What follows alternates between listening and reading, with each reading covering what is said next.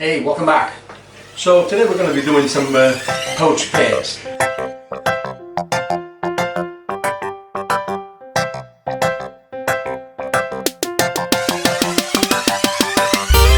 Everyone knows how to poach pears, I think. It's a pretty basic procedure. In this particular case, obviously we're using Poached pears, which are by nature a little bit harder than say conference pears. They're not very big though, they're tiny ones. And we're going to be using some sugar, some cinnamon stick, a few cloves, and obviously our wine. In terms of portions, I will put down in the recipe what sort of portions we need. So I'm going to teach you now how to prepare the pears so they can be dunked in the wine. One trick I sort of developed in order to make sure that the pot I use is enough to have them all standing in the bottom of the pot rather than on top of each other is basically if you align them on a plate like this, and then you take whatever pot you think it will do, and you will see if they will fit the base of the pot. Once you're happy with that, you can move on. So first thing to do obviously is to peel these pears, and in order to do that we're going to teach you a couple of tricks. So normally pears, they have this little stem, this little twig on top of them, and if you can, they won't, or maybe not all of them have, but if they do, don't take it away, because it's going to be quite handy to use that little stem. So the first thing we do is to obviously peel them.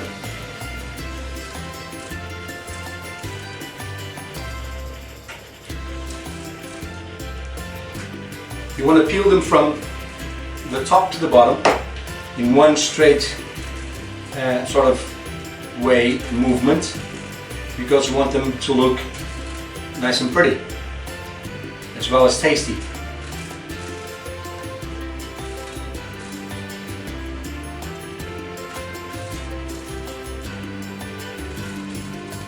Again, if you can, please save that little stem over there, because it's going to be handy. If the pear doesn't have it, don't worry about it. It's not that big a deal. Next thing we need to do is to make sure that they will stand on their own.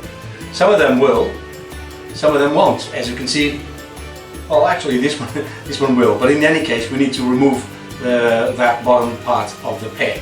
So take a knife and do a flat cut in order to not only remove that, but make sure that it will stand on its own. Okay, and now we're going to be doing that for all of them. So now that we have them all peeled and ready to go, we're going to start with the wine. So medium-high heat on the wine. Get a little bit on there straight away.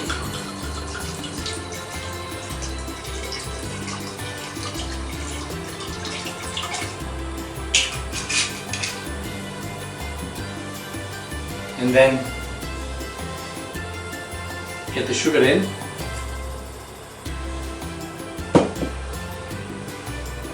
Cinnamon stick and the cloves.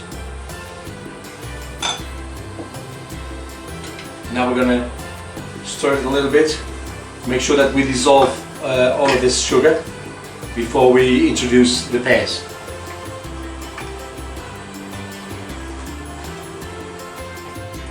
Now that the sugar is already dissolved in this wine, we need to introduce the pears. So we're going to introduce them one by one, and this is where the little stem comes handy.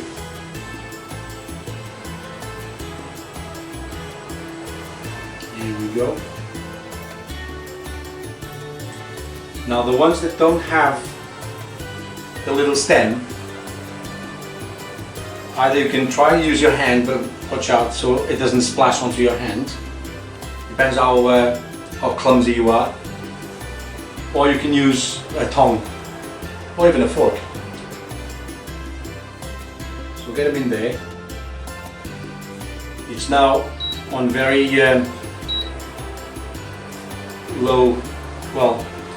very low heat, and it should cook there for about 10 to 15 minutes. Okay. Our pears have been cooking now for a while, for about 10 minutes. I think they're pretty much done. I've flipped them around a little bit so that they gain color on the other sides as well. I will now remove the pears and reserve them, and then reduce that wine in order to make a syrup so we can pour it then when we serve the pear. So we have reserved our pears now. As you can see, they already got the wine color, so that's how they should look. We shouldn't cook them too much, otherwise they get too soft, and then we still need them to hold their shape. So we're going to reserve that and keep reducing that wine, okay? So as that wine reduces, let's make it a little bit more interesting, and we're going to add a pinch of, just a little bit of port wine. It's up to you if you want to leave the cinnamon stick and the cloves on the wine as it reduces. I like to leave it pretty much forever, and there's no risk of anyone ingesting that, and we can always remove it afterwards when it cools down. But I want to take as much flavor as possible from the cinnamon stick and also from the cloves. So we'll keep reducing it, and then when I'm satisfied with the syrup sort of consistency, I will stop it and then let it cool down a little bit. Or if I want, I can put it straight away onto the pear, because it's not that like they are strangers, and they can take the temperature.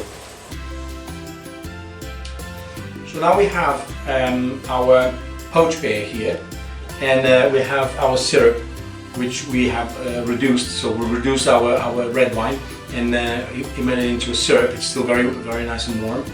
And you can see by my side that I have something that we call Sericaia, which is a very nice and fluffy sort of cake, egg cake, that it's typically eaten around the festivities, Christmas, Easter, etc. And normally this is served with plums and plum compote, but because this is from the region of Alentejo, which is in the center of Portugal, it's their tradition to have it with plum jam and compote. But we, in our house, we prefer to have poached pears instead, and I think they are a perfect marriage, these two. And yeah, so let's pair them and see how it goes and how they look. Now let's see how this pear is looking like. Look at that, it's still very not too soft, nice and fluffy, but not too soft. It's very meaty, and with that syrup, let's see.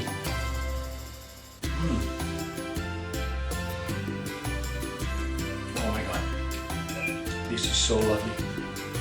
Let's try with a little bit of Sericaia.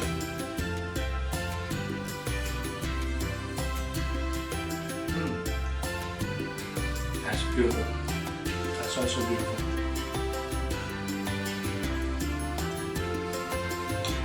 I hope you guys enjoyed this recipe. Give it a go. See if you can incorporate this into your Christmas traditions. And there's more things to come, so keep posted.